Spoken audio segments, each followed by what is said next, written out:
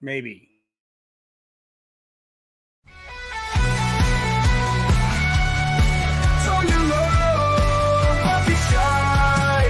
Tug along with the Sunday crew. Geeking out is what we do. Giggle on, it's gonna be great. Don't be late, let's celebrate.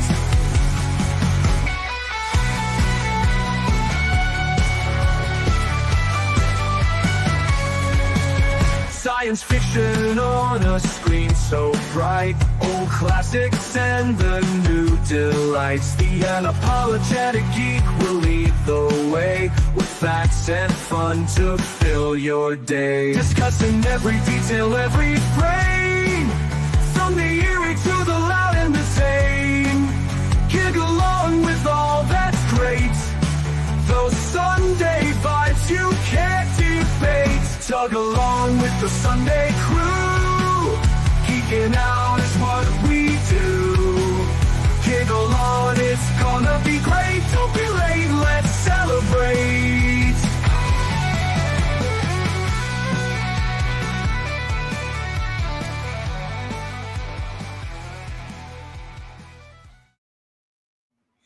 Hello, welcome to Tug Chats. I'm going to start bringing in my panelists one at a time, but first I just wanted to say hi. We're going to keep talking about good, bad movies, which are just movies that we enjoy, even though we probably know that they're not very good. Maybe they are, but we're just... Anyway, I'm terrible at this, and this is why I don't do solo live streams. I'm going to start by bringing in... Let's see, who can I bring in first? No. I'm hitting buttons wrong. Okay, let's just everybody. I'm bringing in everybody. Wow!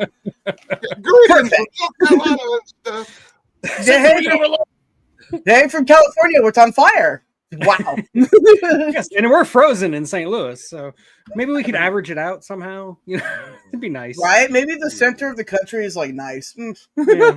No, it really isn't. Well, there you go. Sorry. I said, I'm happy. It's 40 degrees outside, and after last night, 40 degrees feels like summertime. That's true. Yeah.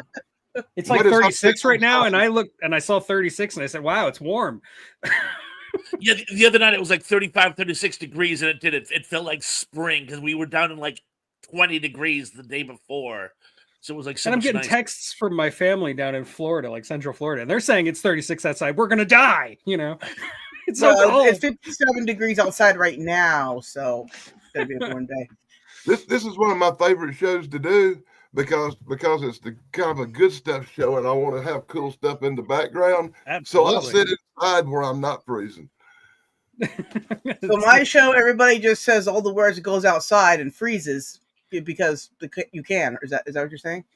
Yeah, he goes outside and freezes and says a lot of bad words because he's freezing. Yeah. There you go. Perfect. Now we know damn secret. I say plenty of bad words because it's going to be freezing. So I want to say hi to everybody who's here. Let's see. We got Vim Vanderstraten. He's always good to see you, Vim. Just Carowin is here. Hello. Channel member John is here. That doesn't say John. I know. It says it's pronounced John. Just look at it. John. Yeah. Yep. Okay, you're right. I can't read, so it's perfect. Channel member Indy Spoats is also here. Good to see you. Where you been, bro? Yeah. John Collins is here. Awesome. Johnny. John? Oh my God. I've seen you in a while. Good to see you, my brother. Not sure I've ever seen you on my channel, to be honest. Let's see. Kenneth Williams is here. Hello, Kenneth. I've heard of this person. How's it going? Mile High Community Channel. Yes, he's awesome. Friend. Yeah.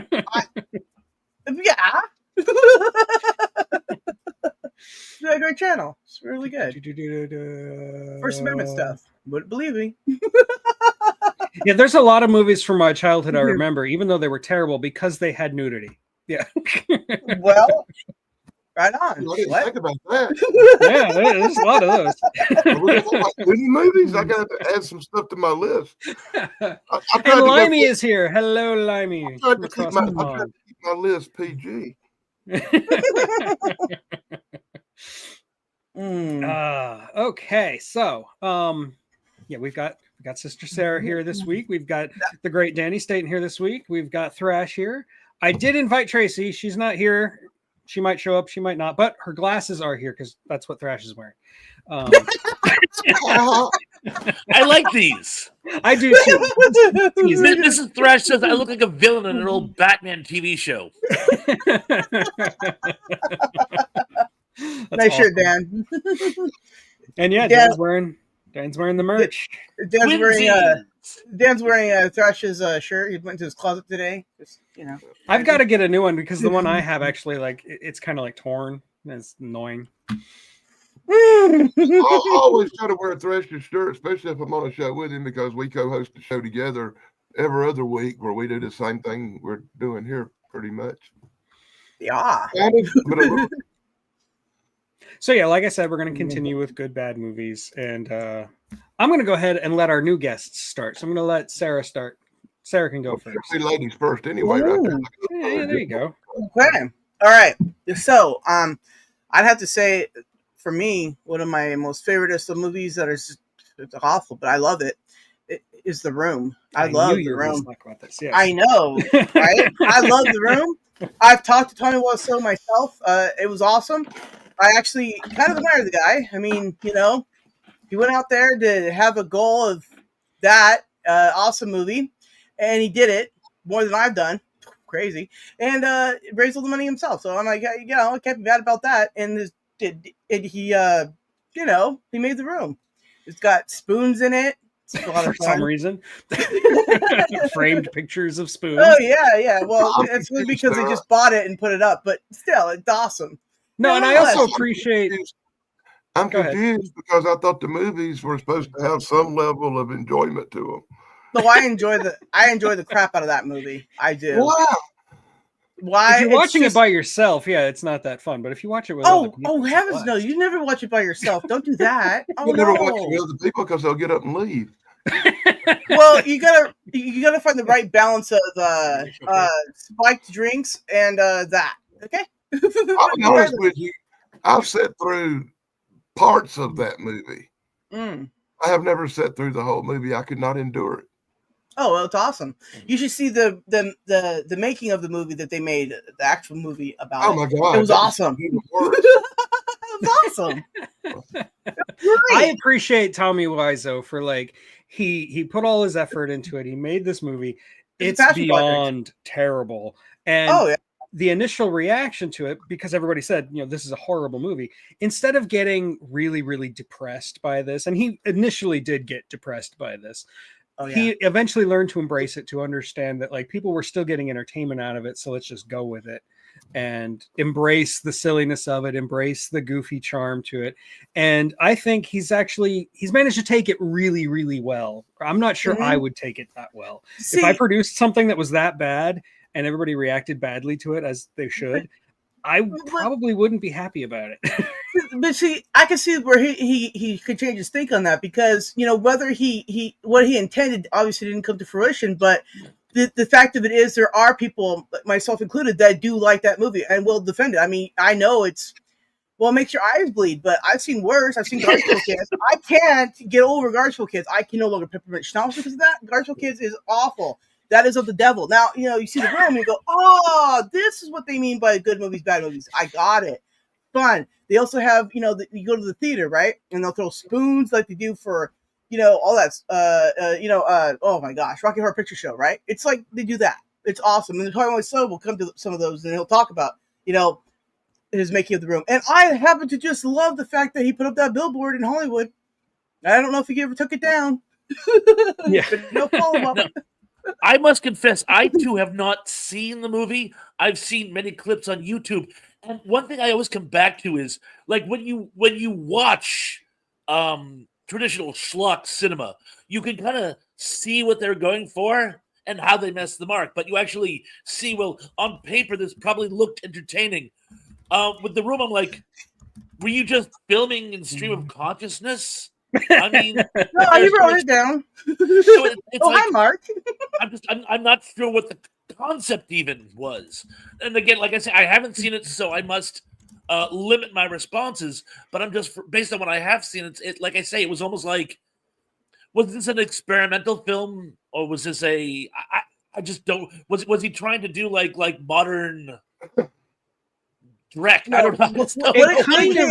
It kind of feels like a screenplay written by an angsty teen who just went through a breakup and was feeling depressed. Like if you actually like follow the plot, that's kind of what it feels like. So I think maybe he was dealing with some kind of like internal demons and was trying to express himself like artistically. It's one of the movies you feel like you're going to see at some independent film festival in a foreign country. You wish it would be that good. Anyways, I would rather watch The Room than watch anything by like Bertolt Brecht or the French New Wave or any of that garbage.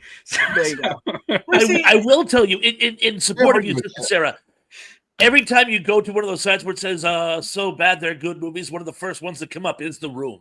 So I'm very glad you yeah, it's great. I mean, I got the memes for it. I mean, it was really awesome. I mean, the last time I watched the movie, right, I was up on Discord. I was in with a bunch of people. We all watched the movie, right? And, you know, because I just have it on lock, right? I got all the memes. I'm just dropping all the memes for it. I'm predicting everything just perfect. Everybody in there is just like, have you seen this movie before? And I'm like, yeah. It's one of those movies like Rocky Horror where, like, if you see it with an audience, there's like a script that you have to follow. Right. They have that. They throw have the spoons. Yeah, they throw the spoons, all that stuff, right? It's great. I mean, nobody's, you know, I mean, there's footballs being thrown too, I think. But yeah, it's one of my favorite movies of all time, actually, of those kind of good, bad movies. Like There's no defending that like 10-minute long gross sex scene, though. That's just... What are you talking about? It was so... You got me. Sarah, because I love you so much. I'm going to find this movie, and I'm going to sit down and watch it all the way through. What was that you said about sex scene, bud? There's a 10-minute long sex scene, and you don't want to watch it. It's not. They call it belly button. They call it belly button sex. Okay, so it's even funnier. But anyways, a bunch of people in chat just laughed really hard. No, they just turned red and left. They went, "Oh no, it's one of these shows." Oh dear. Or they went to go find it right now and watch it. John Collins has a question for you, Thrash. A list of cheesy 80s movies in preparation for tomorrow's live stream, 80s movies. I would be happy to. In fact, John, if I have time, I got some errands I have to run after the show today. I'll try to give you a call. But at the very least, I will prepare a list of movies for you, at the very, very least. Oh, my God. Well, let's see. You're going to be on tonight. Tomorrow, well, tonight I'm going to be on my show. Tomorrow, and I was going to save all this to the end when Tug says, "So, Bob, what do you have coming up?" I have my show tonight at 7:30. But tomorrow I'm going to be on The Good Stuff with the Retro Pals. Myself, Dave, Pat, and Barry, and we're going to be talking about the quintessential 80s movies. Those movies set in the 80s which really define the decade. Where you watch them nowadays, you go, oh my God, that's just what the 80s were like for all these reasons. And it's funny, the 80s really sort of hit, I hate to use the word zeitgeist, I sound so pretentious when I say it, but you know, the 80s really did have a feel for it, and certain movies really, really do nail that. So anyway, that covers what I'm doing until tomorrow. Well, I'm sure you on your show tonight you could give us kind of a little preview and run us through a couple of movies. A sneak be happy to. A sneak peek, so to speak. A sneak. I shall sneak the peek. Mm-hmm. Watch out! Hello, cowman. Some places. I want to say I had a tuber chat. Hey, Kevin, good to see you. He's a Canadian. He also helps people grow their channels and stuff. So good dude. Oh, excellent. Very cool. Really? Hey, I need more people like that. Soon to be another American. You mean more people like Canadians or like what? Well, no, there's a running joke that, well, I'm sure you guys watch the news, so I won't even get into it. But I can't talk about Canadians unless Damien's here. Because he gives me be racist against Canadians. But he's a Canadian Florida man, so you know. Exactly, yeah. And hi, Tracy. If you want to come on the panel, you're more than welcome. Tracy Bubala. Yeah. Oh, and Snarky is here. Hope you're Snark's feeling ass. Snark's ass. How you doing? Hey, Snarky. Oh, that sounded special needs right there. Sorry about that. 3 Troll too. I've had I'm having a morning. Having an I episode. think this one is for you, Dan. It's on the Duran Duran. it's on the list. Hmm. It's on the list, man. I showed up with the football team to show that I'm a man. Bring it up, I guess I baby. should tell them that I like Duran Time Duran. during the show, you know what was going to happen, right? Yeah, I knew. Wait, somebody just said Duran Duran. Did I hear that? We're talking about the band, you know. Number 5. Her name is Rio, and she yeah. Yeah, Number definitely. 5 on my list. There's a Not- song by Bare Naked Ladies, also from Canada, where they do a name drop for Duran Duran. Oh yeah. Mm. So anyway, The Room is an absolute classic of good bad movies. And It's I a think gem. You have It's to a see it. gem. I don't care what Danny says. You have to see it at some It's a point in gem. your I life. haven't seen it. I can't really judge, except I've seen clips. I'm expecting a very angry text from him. 15-minute clips. He's, any minute will come and go, hey, remember that time you recommended that thing? I was like, I swear I did not. And he'll be like, well, here's my opinion on it. And then I'll get a text full. And then on a Thursday, I'll get an earful. And then for the rest of my life, he'll be like, did you know? But she made me watch.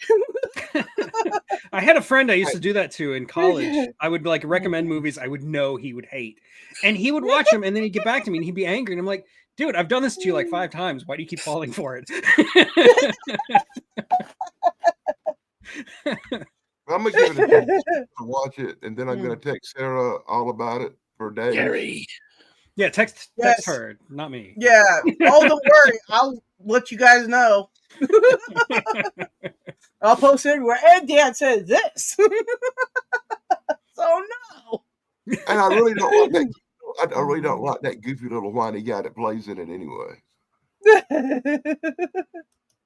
Anyway, Okay. that's all on The Room. Now it's your What? turn. No, Dan. you can never stop talking about the room, but we can move on. You. Go ahead. Dan. Lock the door on the room with the golden key. The golden key, of course. Good If times. you want to Okay. get this joke, check out last night's Brain Bitters Banner show. You'll love it. It was a lot of fun. Shameless plug. All right. I'm Shameless on fire. Pug? Shameless plug? No, there's a Plug. wall there, yeah. That's a great name for a channel, the Shameless Pug. Plug. PL. Dan, I get it. That was a joke. I don't need plugs. I don't know what you're talking about. Plugs? We don't need no stinking plugs. I need some plugs for my face. I can't grow a beard yet. Sorry. I'm working on it. Swear. Any minute now. So Okay, Dan's just like, all right, Dan. What? Oh, I'm up. Yeah. And I look down at my list, and the first thing that comes to mind is, God, I'm old. I did. Once I took a look at the list and realized a few things, yeah, I'm kind of old because the movie is so bad. It's awful, but I like it, and it's wonderful, and it's a classic. And that's Abbott and Costello meet Frankenstein. It's corny. It's horrible. Some parts are dreadful. But it's Abbott and Costello. It's funny. It's got the classic monsters. And to me, it's like one of the best movies ever made to be so bad. If that makes any sense. No, it does. That's Like yeah. when I was growing up and I was watching all the Universal horror movies for the first time, I was so confused that they suddenly became Abbott and Costello movies. And I almost resisted watching them because of that. I'm like, what does Abbott and Costello have to do with Dracula and Frankenstein and the Wolfman? And Those are questions I asked myself too, and then never went any further than to find out. Because and then when I watched them, yeah, they're obvious cash grabs for their day. And they're not that well made. Like the sets are kind of falling apart, and it's clear they're kind of just winging it. But at the same time, you're right. I love them. They're endearing. I don't know why. And It's the bad Abbott and part is, Costello. on my list, I put Abbott and Costello meet Frankenstein, which is probably the more popular. I didn't put Abbott and Costello meet Dr. Jekyll and Mr. Hyde, or Abbott The and Invisible Costello. Man. Abbott and Costello meet the Invisible Man. Yeah, and the other movies like that, because they're actually really kind of good. But Well, Abbott and But see, I Costello, like Abbott and Costello. has a As an certain adult, I level- like them. it Abbott has and a Costello. certain level of corniness to it, a certain level of cheese that makes it even Yeah. stand out more than the rest of them.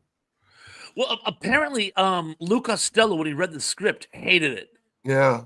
He Wow. thought it was categorically not funny. And I will grant you, the pacing is off. There's some parts that are like very funny. There's some parts where just kind of there's one scene where Lon Chaney has Costello lock him in his room because he's going into like wolf mode, and Lou Costello decides to steal an orange, so he goes back, and then he changes his mind because like maybe he counted them, so he goes and puts it back, and then he goes back, and it's this like ongoing bit where he keeps opening the door after he was promised that he wouldn't, and you're watching like, okay, can we just advance the plot?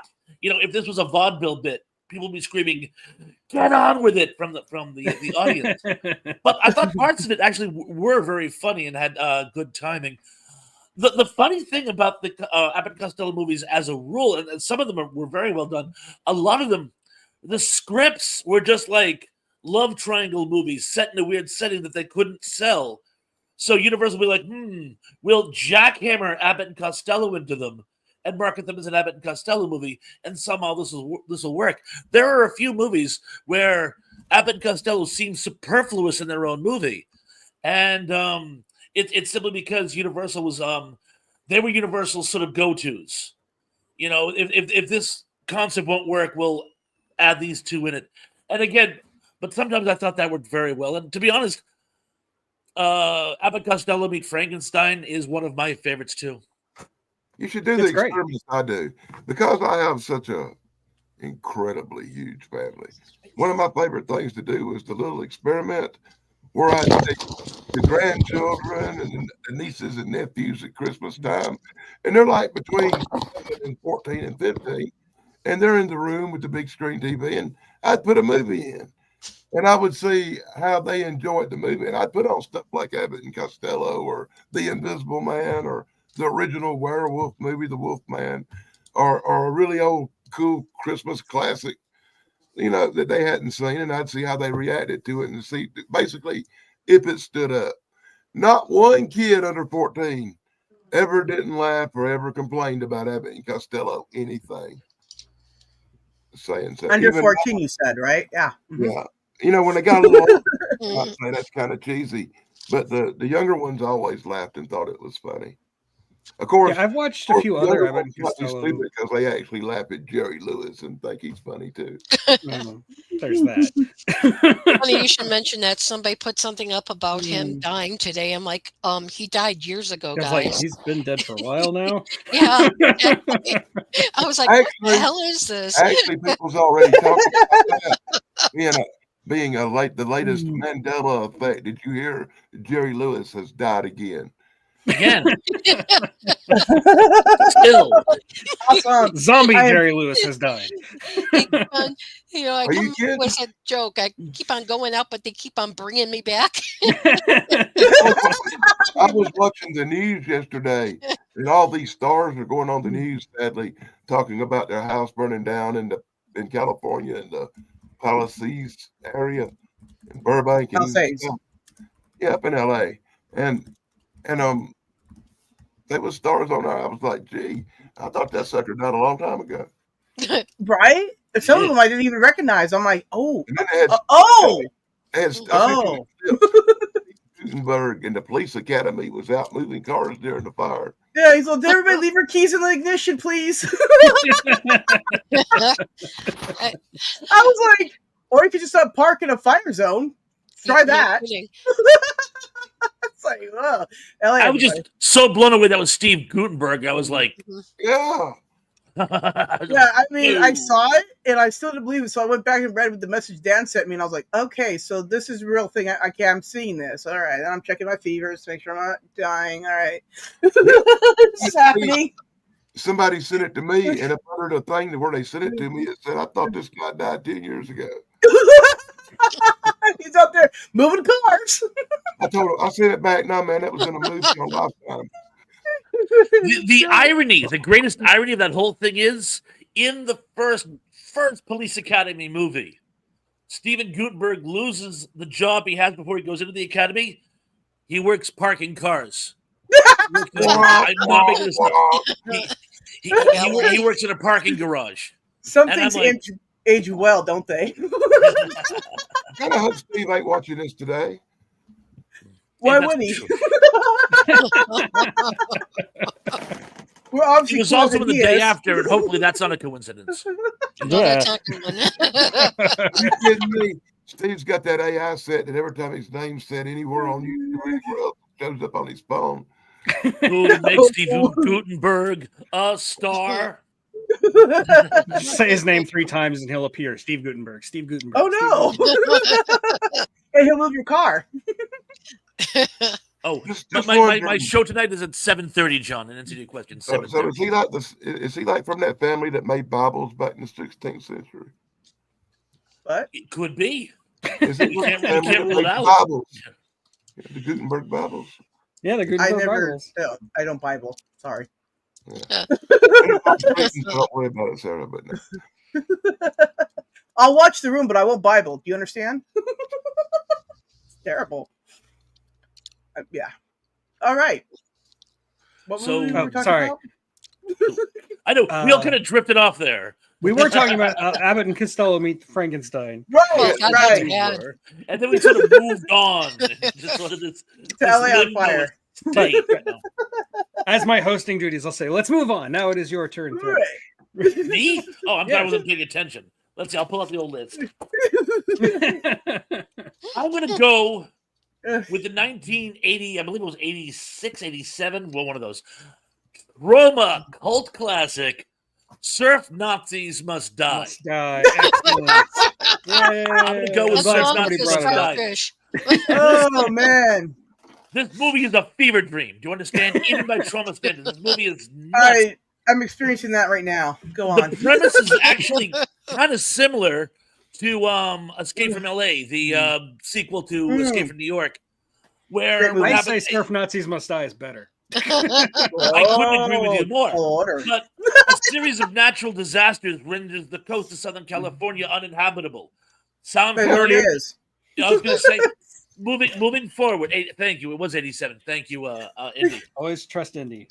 But in the Indy's a fan. ensuing chaos, the various gangs take over, and the one gang of gangs, boss of bosses, overall cheese, which controls the pizza of post-apocalyptic LA, is the surf Nazis, and they're just that. They're Nazis who surf, and they're running their little criminal operation when they kill a cop, and the cop's mother goes on a quest of revenge, and you have Sorry. surfing Nazis and quest for revenge. How can you not have fun with this movie? So you know what? If you haven't seen it, see it. I guarantee you will be entertained. Are you not entertained? You shall be entertained. All right. Yeah. Well, I'm gonna have to put that on my list of right after I watch the whole thing of that Nazi starfish thing. That's what I'm saying. I'm gonna get right on there. And the stars we could reach were just starfish on the beach And served Well- with pina coladas or something. and getting caught in the rain That's right. and doing really unsanitary things on Cape Cod beaches. Oh, Ooh. That song, like nowadays, if they wrote that song these days, Escape, it would be about like your Tinder matching with your current. And Alan O'Day, he also did the song Undercover Angel, which is the cutest song ever written about a succubus. The guy had issues. I Not swear that wrong. guy had issues. But just out of curiosity, Thrash, how many songs about succubuses have they been written? At I least think a lot. Yeah. Hmm. I Right. said about, not by. But no, All Surf right. Nazis Must Die. When I was, again, I'm going to talk about my college. When I was a film student in college, I used to show movies every week in my dorm room. And people would come, and at first, because I was a pretentious film student, I would be showing like pretentious art films that nobody had seen before. And then one day I said, you know what, I'm just going to throw them a curveball, and I showed Surf Nazis Must Die. And from that point on, my screenings became super popular. I would imagine. Put that Like up this now. guy, everybody, this guy. We gotta go see this guy. He knows his stuff, but he is willing to show us Surf Nazis Must Die. It's great. Right? So this guy. Tom McCluskey. Indy has a good one here. Yeah, that Zombie Lake was that movie, and the greatest thing about Zombie Lake, not to digress, the greatest thing about Zombie Lake is, it takes place in the 70s, so it takes place a solid 30 years after World War II is over. Right. The little girl who the Nazi zombie fathered before he died and became a zombie is like 12. Do the math, people. How is that possible? She'd be about 30. You know? There you go. That's very confusing. They fixed that in the remake, Frankenstein's Army. I have a copy of Frankenstein's Army somewhere. That movie is woo. Yeah, but it's That's not one I weird haven't because seen there's yet. nothing good about it. It's like The Room. I've never heard of it.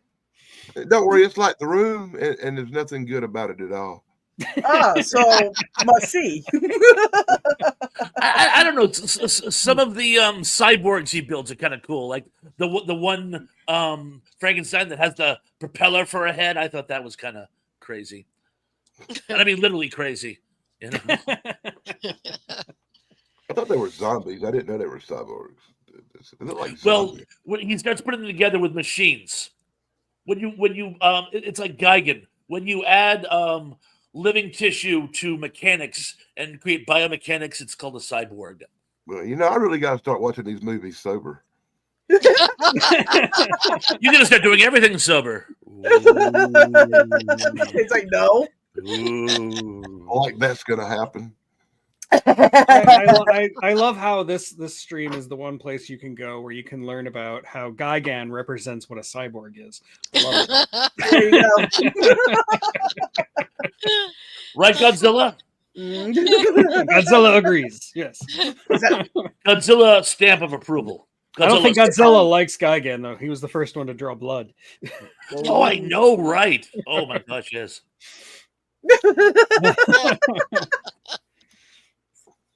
Oh, Tom McCluskey chose my first choice from last week. Frankenhooker. I absolutely adore that movie. I want a date. I love it. So great. That is hilarious. Oh my god. Frankenstein Island. I've never heard of that one of them. Frankenstein meets the Wolfman. I do have a. By the way, I did a re-upload of my Wolfman review that's going to drop after this show. I'm doing that because there's a new Wolfman by Lee Winnell, the same guy who remade The Invisible Man, coming out Friday. So Power off. trying to get on that algorithm. Repurposing your old material. Awesome. Yeah. I should do that too. I'll get around to it. Have I ever told you guys my Wolfman joke? I don't know. It bites. They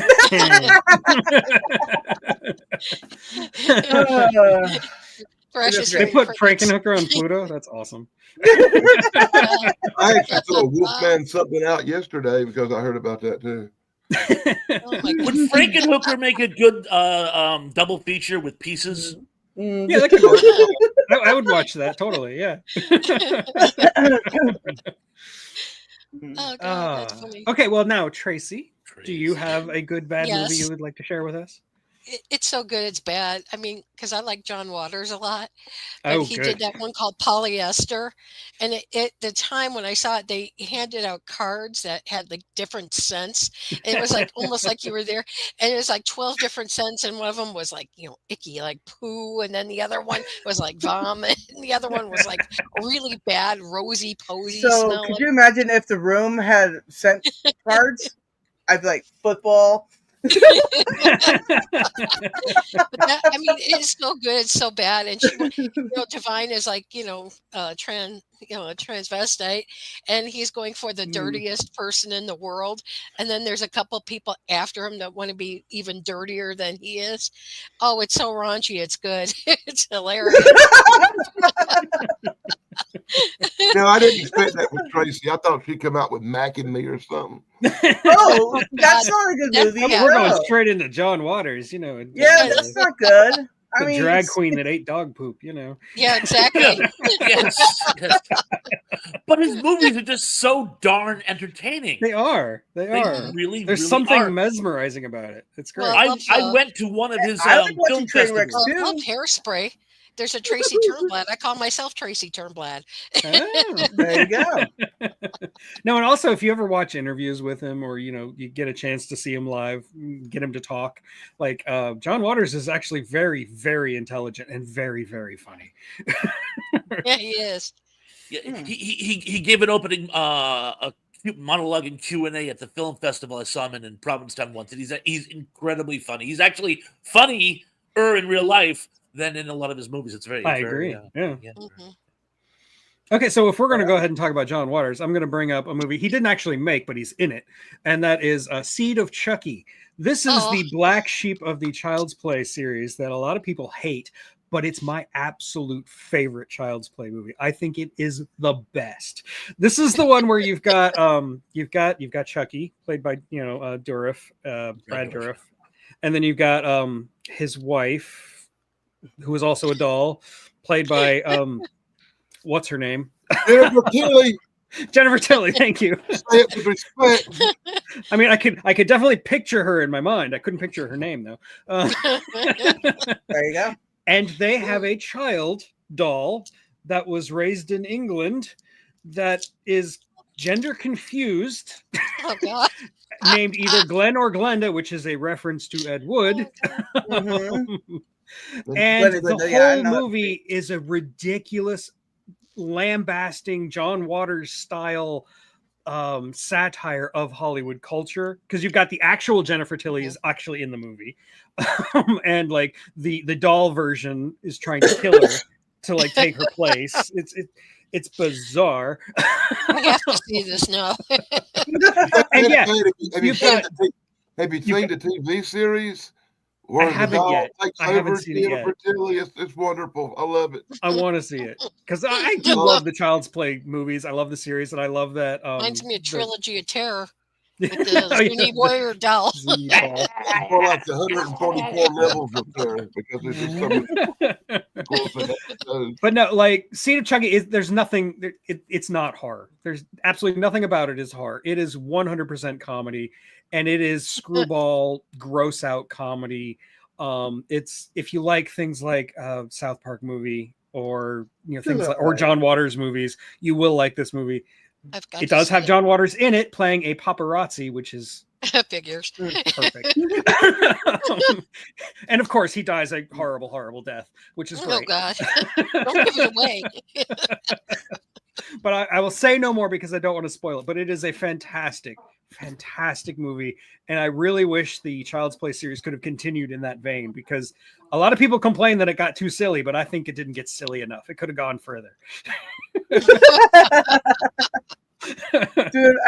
I remember watching Bride of Chucky in a bar one time, and they couldn't see the volume, or couldn't hear it. They couldn't see the volume, whatever. Anyways, couldn't hear it, right? Well, I'm going to tell you, it made the movie look so much better. It was amazing. Bride of Chucky was like the first step awesome. towards Seed of Chucky. It was like testing the water to see if they could be a little silly. And then Seed of Chucky is like, screw it, just jump right in, They're like, hey, we're not even try anymore. Let's just go. Sadly, I like all the Chucky movies and the TV series. I love the Chucky stuff. Yeah, me too. And I did like the it's not really a remake or not reboot. Like I don't like the remake very much, but like the reboot where it's like it's further it's a reboot of the tone where it's serious again with Brad Dourif's daughter in the mansion and all that. I liked that. That was very cool. Mm-hmm. I can't remember the name of it. It's not Cult of Chucky. That was the one after that. There was one in between. I can't remember what it's called. Oh yeah, when John Waters played Ted Bundy in Serial Moms. I remember that. Oh, that's right. Yes. Oh my God, I forgot that. In the last few episodes of the Chucky TV show, he's running around the White House killing people. Awesome. Indy, Okay, you I are do the definitely have to person. see that. There was a TV show? Wow. And yeah, the voice actor for Glenn or Glenda was Pippin, the same actor who plays Pippin. It's so great. It is so great. It's so stupid. And Yeah, objectively, it's terrible. And you're right, Indy. Yeah, thank you. Curse of Chucky, that's the one. I didn't like Cult of Chucky. I think it went weird. But Curse of Chucky, I did like. Mhm. But I do want to watch the show. Anyway, that's mine. So now it's your turn again, Sarah. Wow. Okay. So I gotta say, like, this is a sequel. Okay. Now we all know the sequels are usually just not as great, right? And this happens to be one of them. Airplane 2, right? It's not that great. Anyways, and the only thing that I can say that I remember anything about it, other than it's not that great, is William Shatner in it, right? When he does door sound effects and all that. So that was the only saving grace of that movie. The beeping and blinking and beeping and blinking. Right? Yeah, I was trying to convince somebody the other day that Airplane 2 was totally worth watching. If you liked the first one, you're going to love the second one. I was trying to do a tug, apparently. It did not work. Apparently, I can't keep a serious face when I'm lying. The head honcho, the big cheese. Yeah. So, yeah, there you go. Airplane 2, terrible movie. The first one, excellent, fun, a good time. Second one, if you like Shatner, make sure you skip till that part, okay? There you go. But yeah, so they're Airplane 2. I don't know why they call it Airplane when it takes place in space, but whatever. I love Airplane 2. Like, usually if I watch Airplane, I have to watch Airplane 2. Oh, don't get me wrong, I do too. It's you have to, but it's still a terrible movie. I mean, that's a hashtag fact. Right? I mean, watch at your own risk, but you will laugh. I mean, the shadow part is good. I think Sonny Bono did a fine job as a sort of oh yeah, creepy, lizard dude. Kind of. It's funny because he was never that great of an actor, but when you see him in a bit part, he's always great. It's always fun to see him. So yeah, I do like Airplane 2. Was it as good as the first one? Not even close. Well, no. It's it's like somebody had to use toilet paper. They're like, I'm not going to use that. No. But you watch it anyways. But you're not going to use it. Anyways, so yeah, there's that one. And I think the only reason they went with the space shuttle is because it was sort of like it was right after the whole space shuttle program really, really, really took off, pun intended, but was before the first disaster. And in that period, the space shuttle was just sort of like, it's like we had captured a unicorn. It was like you saw the shuttle in everything, on TV shows and James Bond movies. So I think they were just trying to capitalize on this sort of space shuttle phenomenon that was in the early 80s. Oh, yeah. I mean, they even made, specials about astronauts all the time for all those TV shows in the 80s. And I was always like, why? Why would you do that? No, nobody wants to be an astronaut. No, thank you. Okay, trivia question. Who was the third astronaut in the moon landing project? Everybody knows the first two. Who was the third one? There was three? Collins? There was... Ooh, Tug for the win. Yeah, I was all set to look for Indy's answer in the column. Yes, Michael Collins. Nobody remembers Michael Collins, but yeah, Michael Collins. Indy also got it just now. So yeah. I'm pretty sure Indy's AI. He is. We all I think so too now. Yeah, but he's like a functional AI, not the ones I work with. I thought it was a debate. I thought we all just assumed that. Well, Indy, when you take over the world, please remember you and I are friends. Yeah, definitely. you do your Colossus Skynet thing and just like, boom, guess what, guys? Is there a God? There is now. I always put your comments up on the screen, so friends, right? Please, friends. Like the old Gary Newman song from like the early 80s called Our Friends Electric. Oh yeah, Gary Newman, Our Friends Electric. I've heard that song. Mm-hmm. There's also an Information Society remake of that song, like a no cover. way. Yeah, I did it's not great. know that. I did not know that. We are the voice of world peace. Thanks, Indy. Okay, so Dan, you get another shot. Oh boy. I ought to just say Duran and bring up Barbarella, but I'm not going to do that. Oh, God. And everybody knows I kept watching it. But I'm going to bring up something horrible. I want to see everybody's look on their face when I bring this movie up. Uh-oh. I don't even know if everybody even knows about this movie. But there's this movie with Ray Milland in it and Rosie Greer called A Thing with Two Heads. Yes, I saw that. It was on And it is so funny. Yes. Watching Movie is these so two great screwed up. people. Ray Milland is a great actor. I like Rosie Rosie Greer's Greer head. not so much. But it's so funny watching these two guys try to do this movie and do it straight. Like, hey, this is for real. Because this should have been a great comedy. You can't help laugh, but they shoot it so serious. Everything was serious, even the music. Ray Milland was like an enigma. Ray Milland was this like big name Hollywood actor, but he made all these schlocky sci-fi films. Like Frogs. And they were great, and he always did them as if he was up for an Academy Award. Yeah. Like you watch Panic in the Year Zero or Frogs or whatever, and it's just so like, he's like really like giving his all. And Ray Milland was a national treasure. And again, you pair him with Rosie Greer, who actually sang in Free to Be You and Me, which I still remember as a child. Yeah. And you put the two of them together, and of course, it's sort of like, what was that Sidney Poitier movie about the black dude and the white supremacist who was. Thank you. Yeah. It's sort of that, only they're sharing the same body. They're not just chained together. They're sharing the same body. And yes, it's They take Ray Ray Milland's head, and they take Ray Milland's head and they put it on Rosie Greer's body. And I was watching this backstage thing. So they got Ray Milland, his head right here, strapped to Rosie Greer's back with these harnesses. So he's like so tight to him, he's like leaving impressions of Ray Milland on Rosie's back and doing these headshots, and they talk about how miserable they are and everything.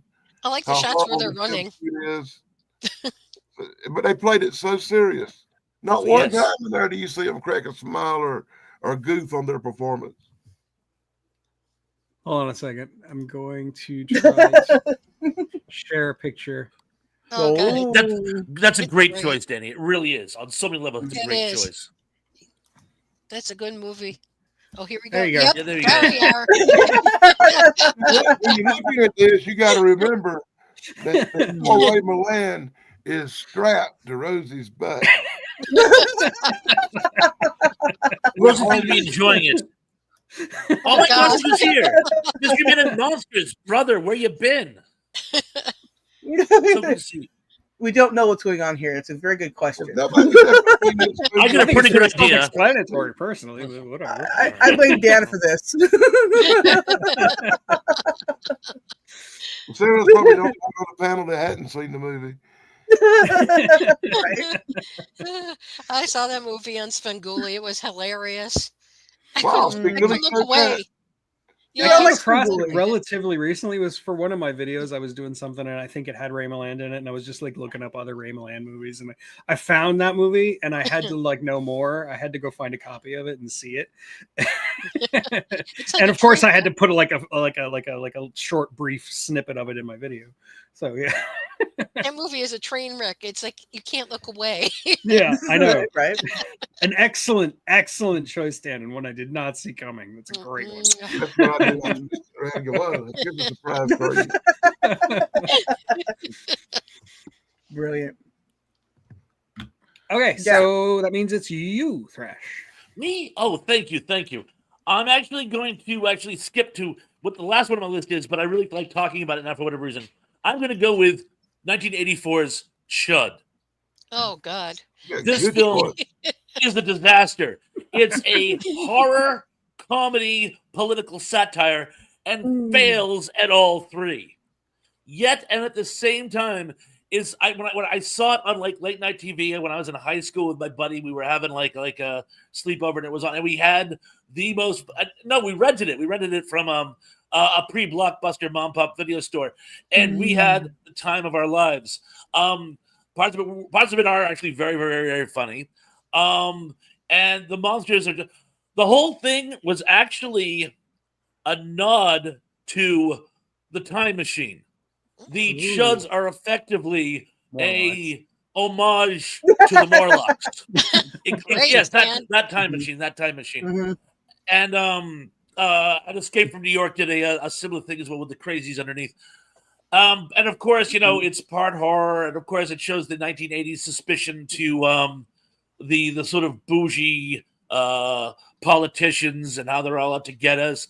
And anyway, you watch it. It has an amazing cast. Half the fun is you watch it, go, oh my god, oh my god.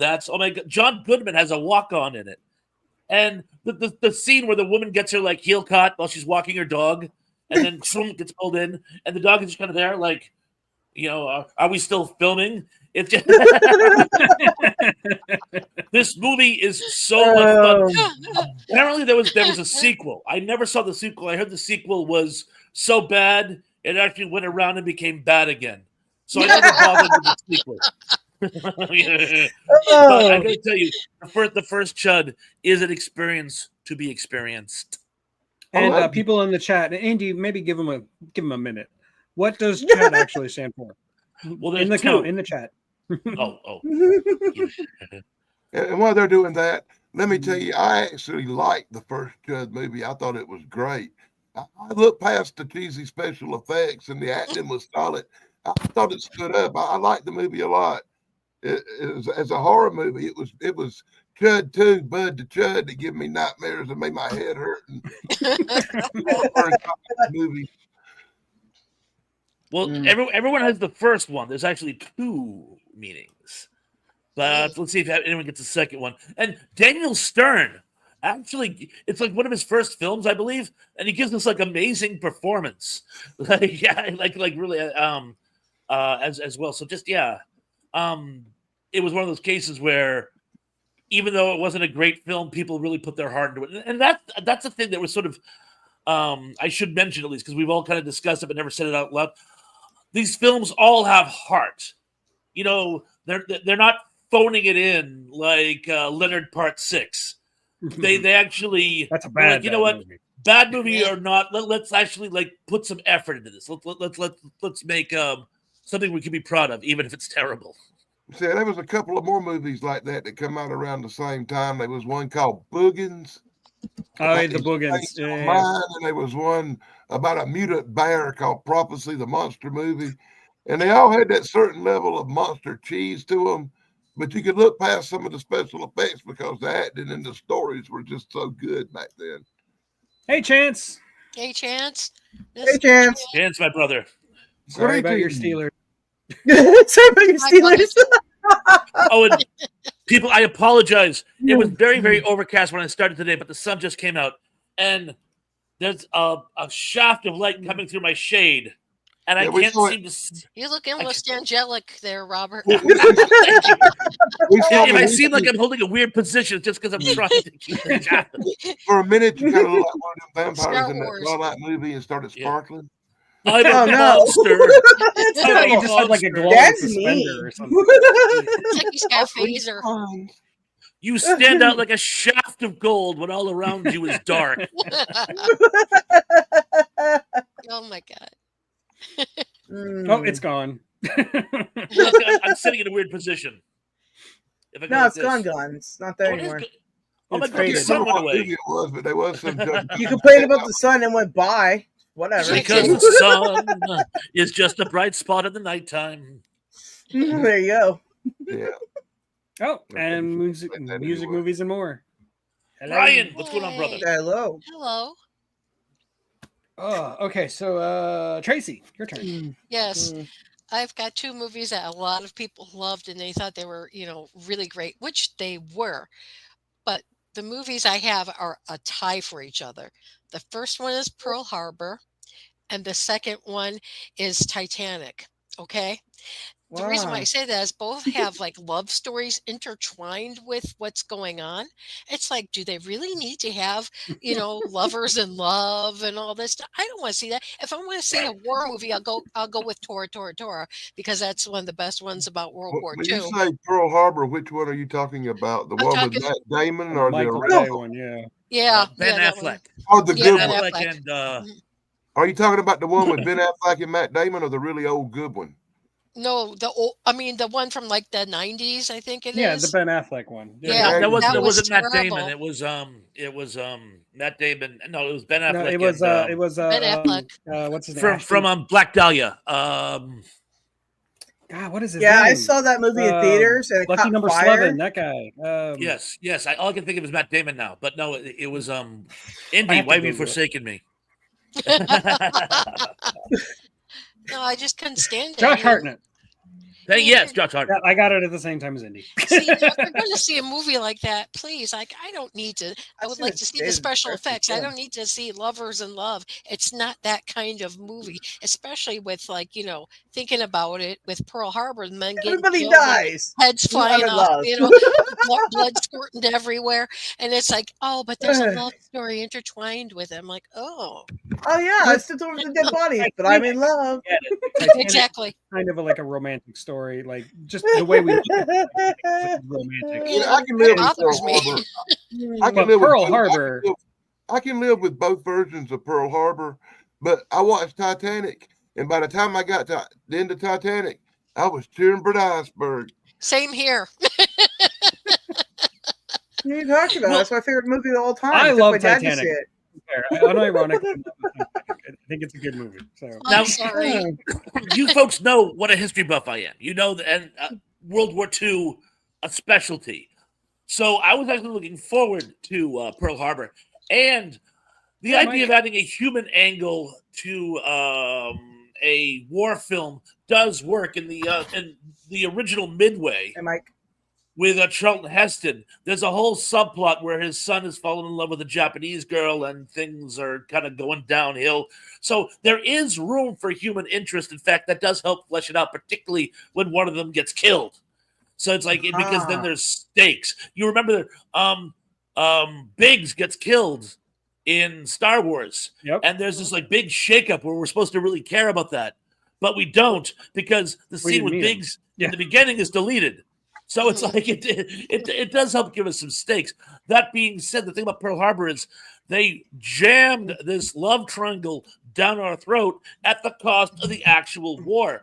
There's Exactly. this riveting scene between Admiral Nagumo and Yamamoto, where Yamamoto's trying to I think we bit off more than we could chew. And he sounds like he's an auctioneer when he's talking. It's almost like, no, we need to get this line in faster. So guys, talk faster because I'm only going to give you about 15 seconds. And he's like, blah, blah, blah, blah, blah.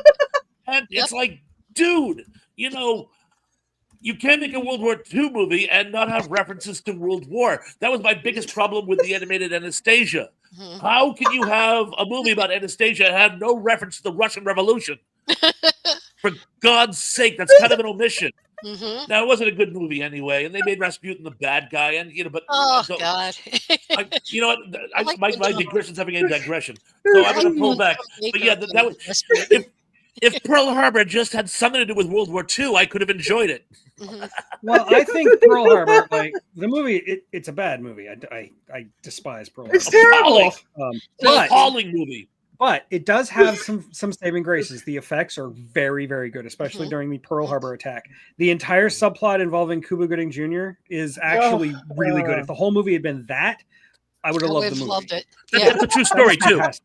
And it was a Story true story, Miller's true exactly. story, That yeah. was real. Mhm. It's everything else in the movie from the is terrible. Beyond Right? terrible. That's You left out one crazy. thing. You left out one thing. When Kate Beckinsale is walking down the tarmac in that red silk dress, Okay, yeah, there is Kate Beckinsale, of course, yes. in the red silk dress, Still on that. that scene, it's like Still not And- never see that movie. I You would know, ask Tom what movie he's talking about, but it doesn't really matter. any movie. All right, so I saw movie- this What's movie up? in Peter Lilly theaters. could use more Japanese women. You Dude, can't have too Let me many tell you, Japanese it's a great women. movie. Great movie. I saw Pearl Harbor in theaters, right? And at the end of it, right, the film looked like it caught fire. It looked like it caught fire. And it looked like there was smoke coming out of the projector room. It looked like it caught fire. So we all just quickly all left the theater, right? And I went and complained because I'm like, it just caught fire. We could have died. I don't know. I just said things like that. Anyways, I got a free movie out of it. I needed it because my eyes were still bleeding from watching that. Oh, so there actually was a Awful. fire. Wow, I thought it was a hypothetical, but no. Oh, and No, one I other thought thing it was, but there was smoke coming out of the projector room for that theater. Awful. It was so bad that the projector California went. and a fire. Wow. Surprise, surprise. one other thing, by the way, in the closing monologue, which has Kate Beckinsale, and it sounds like she's bored out of her mind reading it. In the closing monologue, where it talked about, oh, by the way, there's an actual war which actually kept going after the events of this movie stopped, and she goes, after the Japanese lost at Midway, they pulled back, and I'm like, not at Midway, and after you know they pulled after, yeah, no, I was right the first time was and it's like, no, the whole point of, and I keep saying Midway, the Doolittle raid. Thank you, I knew I'd get there eventually. After the Doolittle raid, the Japanese pulled back, and I'm like, no. In fact, that was the point. The Doolittle raid made the Imperial Navy panic, and they went on the offensive, and that caused them to blunder into Midway. See, there was a complete thought in there somewhere, people. So they even get the whole point of the Doolittle raid wrong. And it's a So shame it's like- because the Doolittle raid, By you the way, don't, let you me don't point really out real see that in quick other movies. I did like Yeah. both Pearl Harbor movies. I like war movies, but Me there's too, one- obviously. the recent come out. The recent one called Midway was great. I seen it just a couple of months ago, and I thought it was wonderful. There's a recent version of Midway. Yeah, they did a remake with a lot of CGI. Woody Harrelson plays Woody Harrelson's Admiral. brilliant in that movie. Which Check it out. Halsey, He played thank you. Admiral Halsey. Yeah. Yeah, I just Who- watched it like a month and a half ago. Okay, sounds good. I mean, I like Midway. I grew up with World War II movies, so you know, yeah. I think we I mean, all watch that stuff It's not as religiously. good as the original old Midway. Nothing's going to beat that, but it's a good Yeah. it's a good adaptation. The old remake are. Yeah. I like the old Everything- stuff better. Yeah, Me well, too. everything's been remade to death now. Right? Yeah. Yeah. I like the You know, original Tortora. Take That's a that good movie. movie. Toya. Take the movie. Take the movie. The Last Man on Earth with Vincent Price. For its time, Okay. it was mind shaking, mind boggling, Mhm. and moved cinema ahead. It was so cutting edge. And It's then like futuristic. the Charlton Heston version, the Omega Man, come out, and it was the same way. It was like, wow, this is monumental to a different kind of movie making for the time. You didn't see too many movies like that. Usually, you had to see Charlton Heston to see the Omega Man or Planet of the Apes or some weird, trippy movie about an earthquake. You know, you had to see Charlton Heston in the movie for it to be different back then. And then you flash forward now where you got Will Smith remaking the movie, and it's a dismal nightmare. You know, Yeah. Yeah, It's true like that. some things have been done to death. I think Danny has just made it official that I Am Legend has been mentioned more times on my streams than even Invasion of the Body Snatchers. So Butter Snatchers is good. I like Butter Because it's a Snatchers. cutting edge I like movie that them. changed cinema. Even the bad version of Body Snatchers is good, as we've discussed at I like great that. lengths. Yeah, At yeah. great lengths. Hey, I like Day of the Triffle. Day of the Trip. Oh, I love Triffids. Oh, saltwater. Saltwater. That's a great movie. Day of the Triffids, and by the way, people, I always beg you people to go back and watch some of my old catalog stuff. I do a post on Day of the Triffids where I speculate, I throw on the gauntlet, I postulate that Day of the Triffids might be one of the most influential science fiction films of all time. And I make what I think is a good case of it. So check out Day of the Triffids and get back to it. Love that movie. It is just It's one an of my favorite amazing movies of all movie. time. Oh yeah, It's an I found that amazing movie in 8th grade. It was awesome. Don't watch There the was early also that- 2000s BBC version. It's terrible. Yeah, I saw the I would BBC not. version. I care about myself. 2000s was terrible. But there was one from like 1980, a miniseries. Yeah, The I got a 1980 video on was- that. Yeah, That was Oh, from that's right, you do. That's pretty Yes, good. they aired it on. Mhm.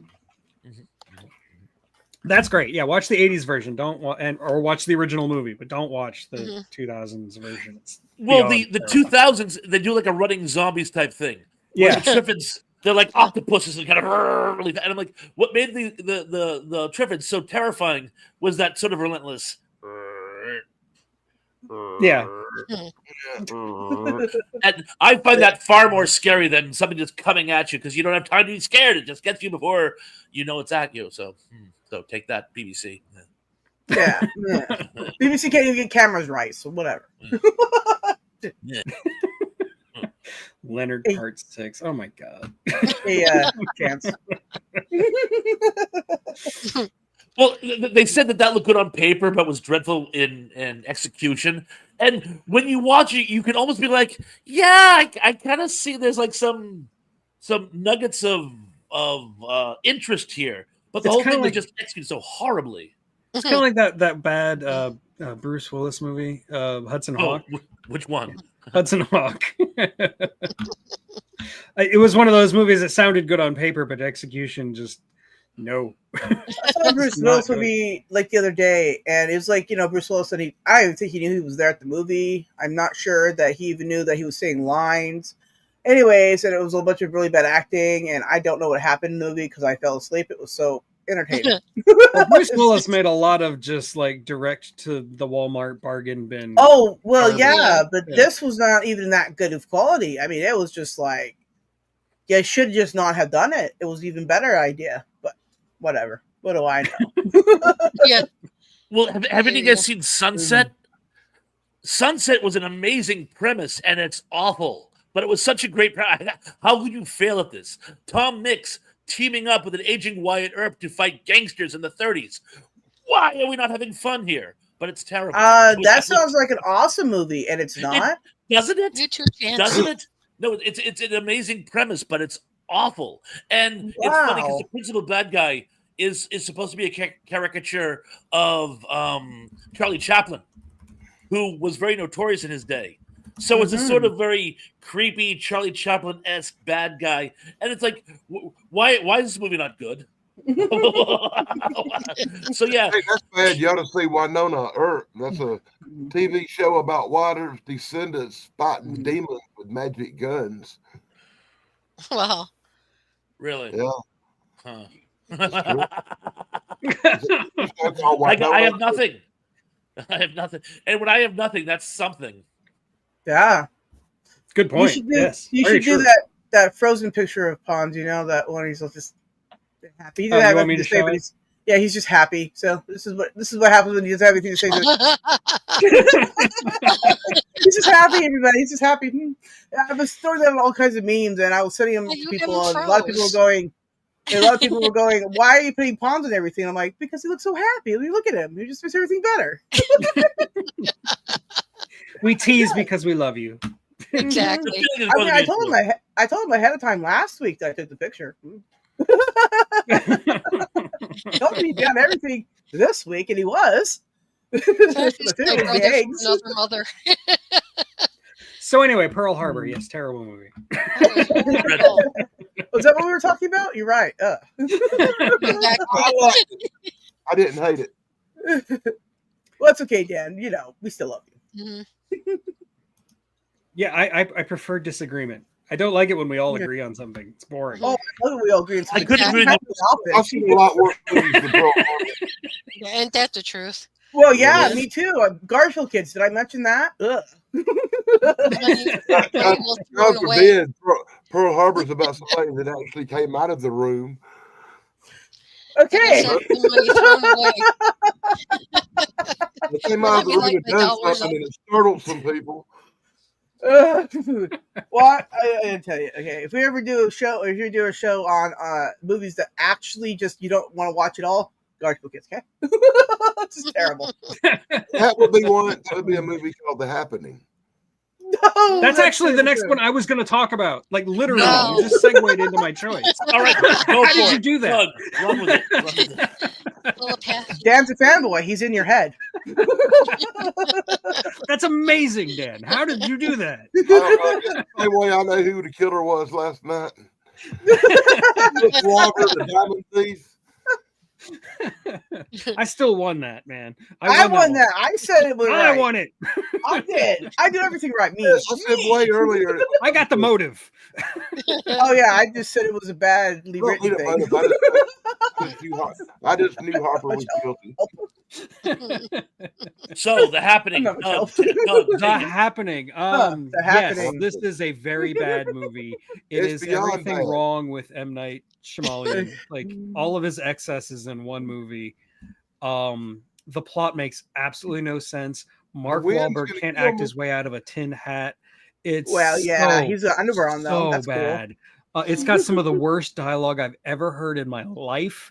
Like, it's up there with Madam Web in terms of just like, you actually wrote these lines for people to speak. Like, how is that possible? I always think it's interesting when people write dialogue. It's the most unnatural thing people ever write. And I'm like, but it's so natural. Do you not just conversate with people? It doesn't sound like that at all. Even in an awkward situation, it never just like that. No, and it doesn't what? have the like George Lucas excuse that he was trying to write like for people in a different galaxy in a different time, you know. But no, this Oh is yeah, this I is don't he's write trying to write for watching normal it. everyday people, and I'm like, do you know normal everyday people? Because they don't talk like this at all. That movie, every time I have sat through that movie, unfortunately, more than once. I do not know because I'll come in the room. and But somebody's here's the watching, thing: and it's on, and I sit through like it. And I'm watching like, The God, Happening. really? I think it's funny how terrible it is and how every choice M. Night made is wrong. Every single one. That's impressive. Right? Anyway. That is. So, yeah, that's that's I gold. hate to be walking through the field and they stop and like something's coming, but there's nothing there. Yeah, make like the film cliche of like wind going over grass. Yeah. Let's make that terrifying. What? Tell me. Did that movie cost $10 to make? No, probably. $10. How did this movie cost a lot of money to make? I hope if they had a budget more than $1 million on this movie, Oh God. somebody got screwed bad. It's just like casting Mark Wahlberg and Zoe Deschanel as the leads is just, what were you thinking? And I'm so embarrassed I can't think of her name, but the wife from the Newhart show, the one set in Vermont, Suzanne not Chicago. Oh, not Suzanne Plachette. No, the other one set in one. Vermont. Yeah, the other one. Hillary something or another. Is it Hillary Duff or Hillary Duff? No, Duff Hillary is Duff like- should have been like 12 when that movie came out. No. Yeah, okay, It's never also mind. Oh, look, and I froze, by the way. But Oh no. I'm so sorry. quite all right. But We're gonna have a contest next week. We're gonna put this picture of Clash out, and we're gonna have name the meme. There you go. We got it. Screenshot. We're good. With the meme. but I like the premise. I mean, that's a great premise for a post-apocalyptic movie. People who are stuck somewhere and trying to get to somewhere else, and the whole thing is like a road movie. The English do that amazingly. M. Night Shyamalan does not do it amazingly. He does it bizarrely. And It's sad when the Netflix movie Bird Box does the same thing but better. When Better. Bird Box is also terrible. Right? Oh. Oh my God. Ah. I'm gonna bop out and come back to see you guys in a minute. Okay, go for it. We're all like, that movie. Not one of us have anything positive to say about it at all. That's pretty funny. I like that. My internet's been a little spotty, so I'm going to do something too. I might freeze for a second. Cool. I'm getting that Ponds picture. Oh God, that's funny. Yeah, we should all have the many faces of Okay. Ponds. It should be mandatory. I've got to figure out a way to just like switch his image on his screen to one of his frozen faces. Oh yeah, you can't do that. I'm sorry. Yes, No Blade of Grass though is actually a good movie. I do like No Blade of Grass. That's not, there In he is. contrast to The Happening, which features plenty of blades of grass. Were you talking about No Blade of Grass in my absence? Yes, you No. mentioned it. Yes. No, would not. Yes. Happening should have the budget of an episode of Petticoat Junction. It looks like it's got in on the Express. Hey. Oh, man, you're killing me today. Killing. Okay, we've got a few more left. So Sarah, it's your turn. Okay. I forgot all about the third one I was going to say now. Wow. We That were was some talking about funny The Happening. If you really want to keep talking about The Happening, you may. No, I don't. I never even. Nope. I'm good. Thank you. All right. Trying again. Okay. Wait, did you freeze? That was quick.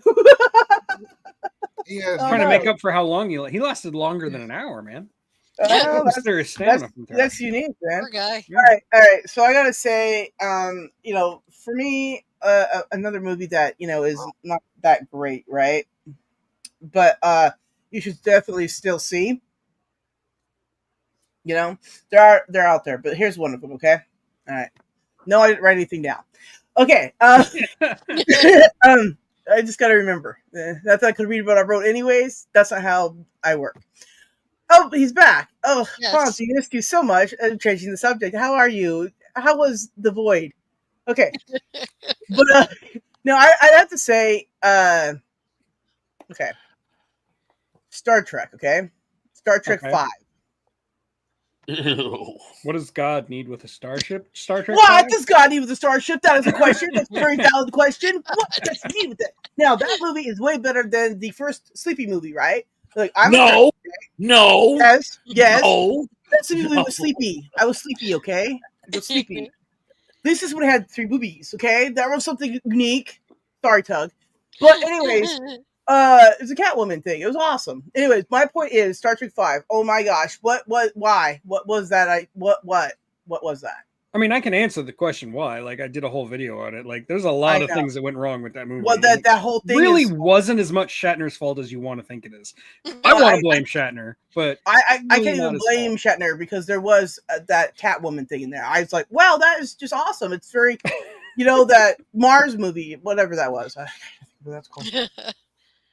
Where you go, get your butt to Mars. Good job, talk. Total Recall. Thank you. The good one with Arnold Schwarzenegger. That one. That was good. You saw the remake? I was like, what is this? That remake had nothing to do with Total Recall. I Right, don't know what exactly. My eyes were bleeding, and I was another like, bad Kate Beckinsale movie. What is it with Kate Beckinsale? Stop being in bad movies. Brain damage will do that to you. Okay.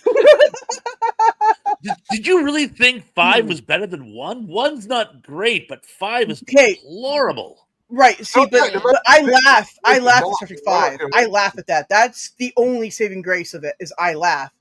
Fonz, are you frozen like that again? He is Yeah, frozen again. I'm just gonna run with it.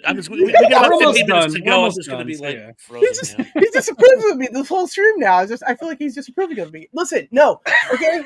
Look, Star Trek 5 was very funny. It's what saved it better, a little bit more than Star Trek 1. I mean, Star Trek 1 it was just like, Spock crying. Why? What's happening? Boring. It's boring. But then you get something awesome like the Peace Planet with no weapons, except weapons. It was awesome. You got There are random things I do like about Star Trek 5. humans Like, smoking. unironically, I think some of the concepts are actually pretty cool.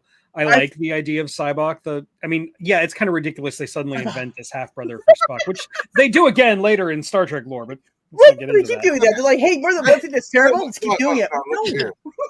That I thought he movie, was an you only can say anything child. you want to about that Star Trek movie, but look at here. Your Sarah her again. singing on the desert is worth buying the DVD. Fonz is disapproving. He's just like, I can't with this. My whole life, I thought nothing on earth could ever be worse than Star Trek motion picture. I loved it when the Wrath of Khan come out, and from there forward, I loved all the movies, even the one we're talking about now. But always stuck in my mind as just being really different and horrible and slow, like they took 2001: A Space Odyssey and tried to turn it into Star Trek into that. It was slow and yes, dragging. But now in 2025, that Shatner and Sulu are pretty much the only one of the guys left, and we've moved into the future. I even look back at Star Trek the motion picture with a fondness in my heart, and I'm glad we've got all the Star Trek movies with their original guys in them now, no matter how tedious and ridiculous they might be. And they are a couple right. of Star Trek 5 is still funnier. It just is. So I'm just glad we got any at all, No, Sure, I it's agree kind with of a you on miraculous that. I that we mean, did. yeah. Not that we just got some. We got some really good ones too. We get like, Wrath of Khan, right? That's my But of course, then I favorite. also like Spacey too. That was a pretty good, episode as well, right? But anyways, Star Trek. I'm feeling nostalgic when I give that bald-headed chick with a diamond in her throat a second.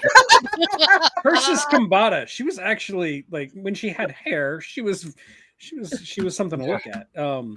But hey, listen, as far as the bull women go, I mean, if I could look that good, that'd be great. I know if Yeah, I Hey, do, everybody's go gonna go, for it. hey, look, I'm you have doing lumpy my head. I'm like, yes, I support. know I have lumpy head. Right, good. Star Wars, I understand lumpy. It's It's giving me terrible, both. right? I'm down Where did on she that. get? Why did she have You such a missed perfect Dan head? saying Wonder. something bad about Persis Kambata. Oh no, it's gonna be frozen again. Hey, at least I didn't call her a bald-headed freak. Beep. She's in Phoenix the Warrior, and she's amazing in it. She is amazing. Although I she love was not Persis amazing in Megaforce. Megaforce is just, well, it's Megaforce. I can't even think of an analogy. Not yet, Indy. I still have one more week. It's on my list right here. It says watch Nighthawks. I got it. Nighthawks, Oh, Sylvester Stallone's best movie, and oh. I will die on that hill. Oh I've gosh. also got to watch another bad movie for a podcast. I got to watch The Crow Salvation. Not looking So- forward to that. Dude, I saw that. I think recently. I think it was that one I saw. Listen, I don't know. It pretty much looked like that one. I can't remember the name. Listen, it. Good luck. There's the first Crow movie, and then there's every other Crow movie. Right, yeah, they all kind of blended. I'm like, the first one, I remember that. I was like a little kid. I saw it. It was awesome. And then I saw all these other remake things. I'm like, oh, why did they do that? They hate us. Why? and then I now think of Pons just, crying just like I do. He's like, well, you don't have to. And I'm like, I know. Good That's not what call. they do. I didn't even think of that. She's in Megaforce. Yeah. Before She we couldn't wrap say, up- that's why I said she couldn't save it. Megaforce is a disaster, Before we wrap up, Doug, there's a an couple of abomination in the eyes of I wanna bring God. up. Yeah. You know? What's up, Dan? Waste the money. Before we wrap up today, there's a couple of things I wanted to bring Yeah, up. go for it. I feel like I might not be back next week or whatever, so I want to get them in now. Okay. And one of the movies that we should have talked about was one called Street Fighter. Love Street Fighter. That's great. That is Raul Julia's greatest performance. I love that. He Oh, died in it. It was great. Great. Talk about dying on the hill. It's This is the really movie. awesome. I love And the movie. The other one that I truly love that is so smart, everybody's going to laugh, is Captain America from 1990. Well, yeah. The Right, best yeah. Captain America. Clunky of a movie. Yeah. God bless Captain America. Bum-da-dum-da. You want to see a guy in a Captain America outfit, like I cardiac. know That's it's the movie slow. for you. It's almost as bad as Lou Ferrigno's spray painted green, but it has nostalgia in my heart. I really like the Hulk show, even though they spray painted dude green, and sometimes the paint didn't catch right, and you can see a spot or whatever. I just still think it's great that he had pants on still. View of the overall thing. I loved the Hulk TV show. Like I watched it a lot. Oh yeah, it's great. That's Yeah. great. I mean, Yeah, after yeah. every show, I mean, at the end credits, you're like crying. You're like, it's so And I swear. I feel like going off on a rant about this, but I got to point this out. We got time. This week, I spent time with some children watching movies. And, I said earlier, I like to pop a movie in they hadn't seen. So when I was with some teenagers and they were like really bored and eating some popcorn, I threw the original War of the Worlds in the DVD player. Wow. And I thought, well, they're going to That's really great. like this. And 3 out of 4 of the teenagers enjoy War of the Worlds, thought it was a great movie, but they was just one. Uh-oh. This 14-year-old brat chick. And she had to start pointing out stuff. Mm. And now it's ruined. But Oh. I want you to think about War of the Worlds. It's a great movie, right? Am I wrong? No, No, you it's were an definitely amazing not wrong. movie. Yeah. You I remember like the part? You remember the part where the alien ship lands and the thing comes out and gets them through? And we see that laser for the first 3 times destroy them guys. We're friends, Really? right?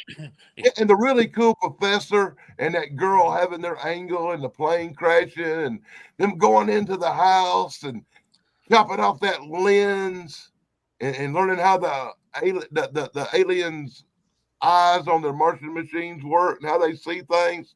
You remember all them cool scenes, right? Of course. It's a great Yes. movie. Remember the apocalyptic ending where they're in the church praying at the last minute when the alien gets go down. Yes. Yeah. We got by the virus. So now you got to think about this. As it was pointed out to me by a 14-year-old inbred, great liberal rat, that no matter what the humans do, no matter what happens, the aliens come to Earth, destroy a bunch of crap, we barely survive, and they die by a virus like the common cold. Uh-oh. So no matter Oh, yeah. what humans That in was the whole point H.G. Wells was trying to make, actually. Yeah. the point is, Yeah, right. it don't matter because the same thing would have happened. Yep. hmm None of the human story matters. Even when they get that eye of the thing and learn how the alien's eye works, it don't matter because we're gonna die anyway. It has no bearing on the plot.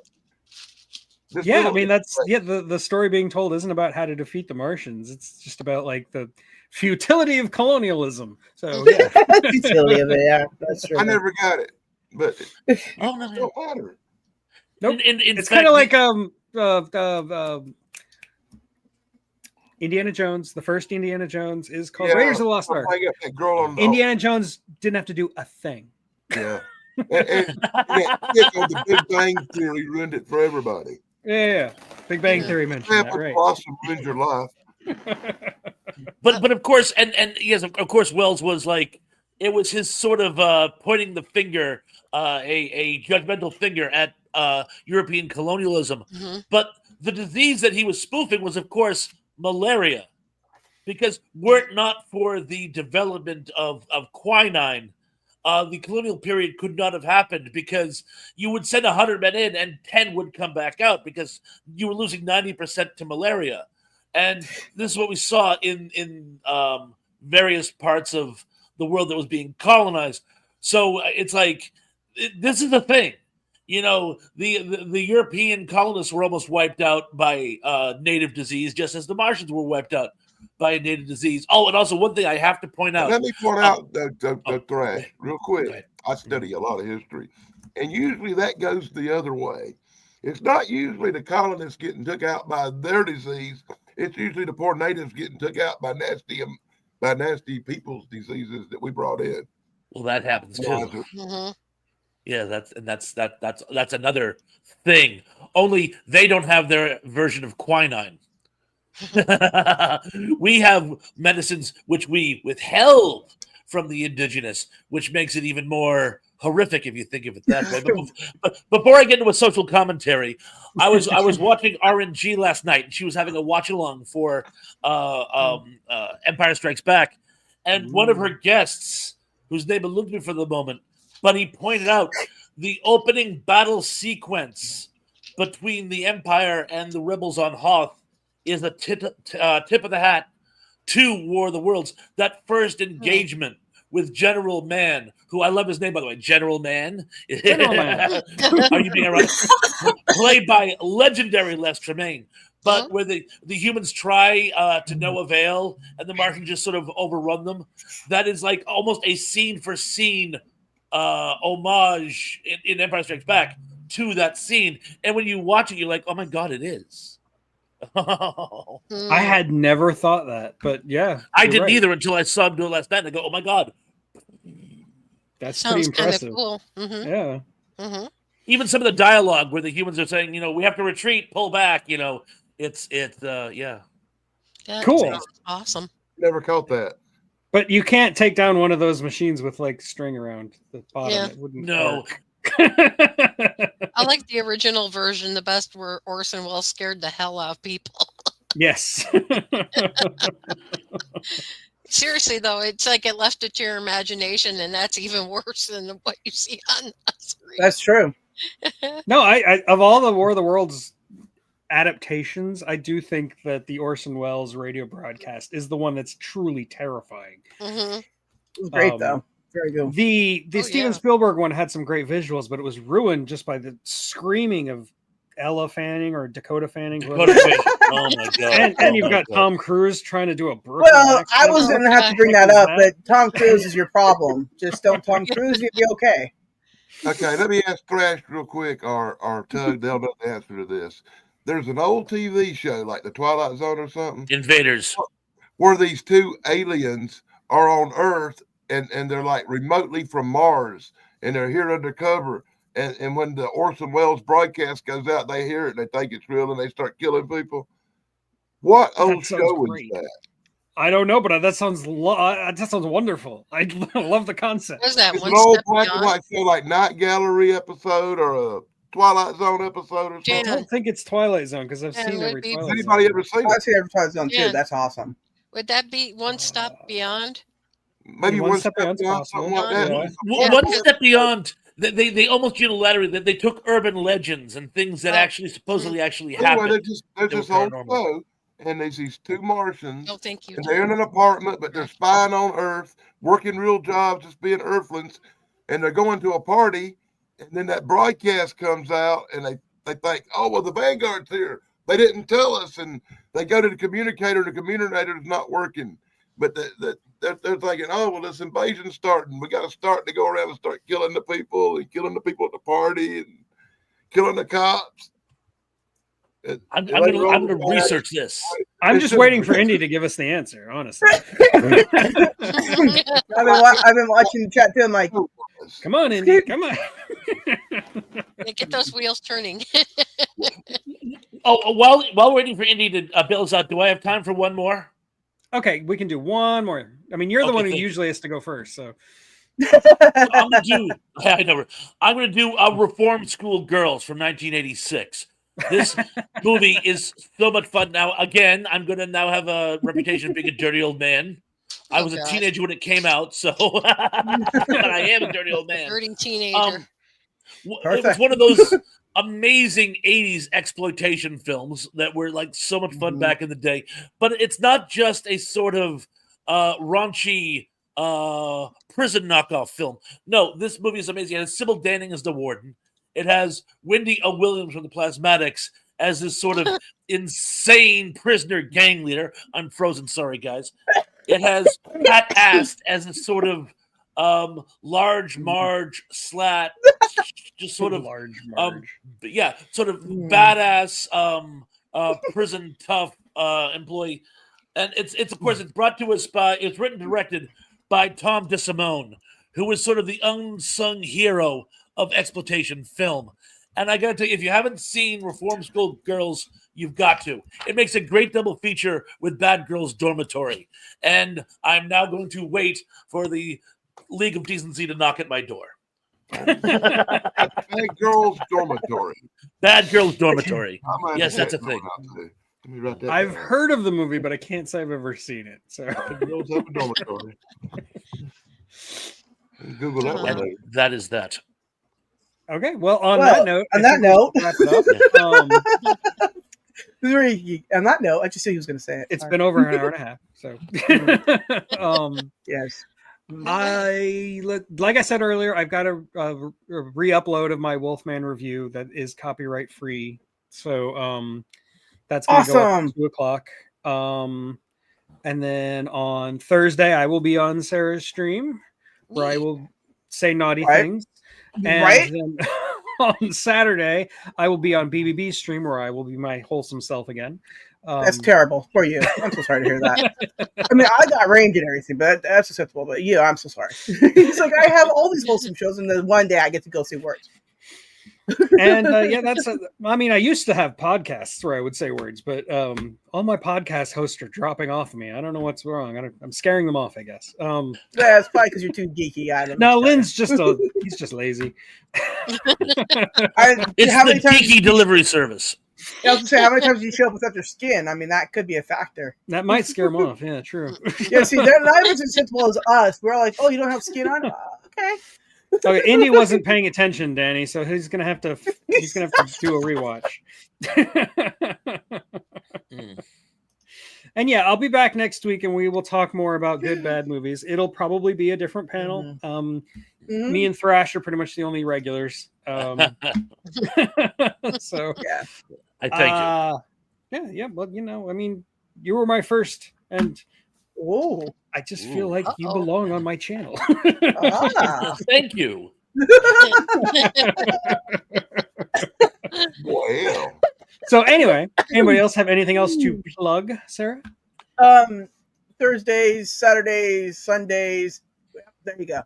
I believe Chance does things on Fridays. Uniform does things on Wednesdays. Dan does things every day on every other thing he does on his channels. And there you go. Yeah. So there you go. We got Pon's got lots of stuff. He's live tonight.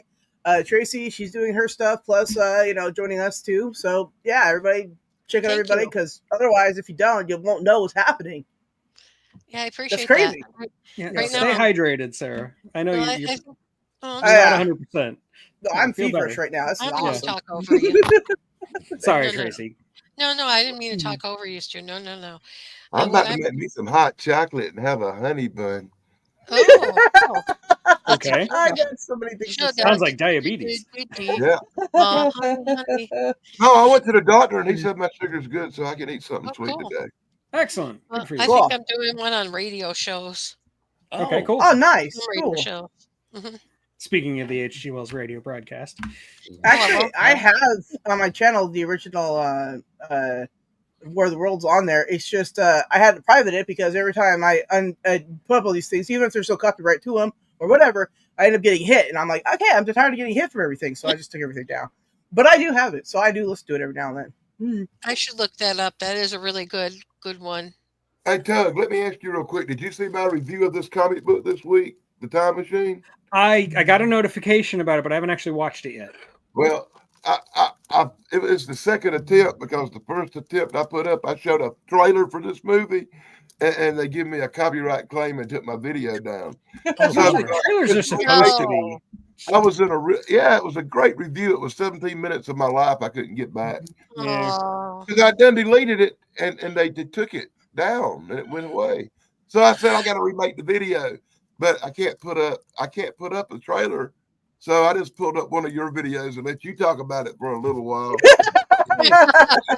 And it's called The Time Machine, Unapologetic Review. And just so you know, it starts out with you talking about the movie.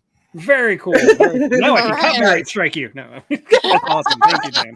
And guys, I hope to see you all tonight on my live stream at 7:30. Definitely. Okay. I do my best to be See you there, tonight. sir. See you. Night, What's everyone. the topic, Thresh? Well, the trivia is going to be on SNL trivia, because I had some going on, but then got sidetracked because we did something else the following week. But there's no real theme. But I'm probably going to be talking about SNL. Okay, And of that's course, cool. I'll be talking about 80s movies, because a lot of people want a preview for tomorrow. So yeah.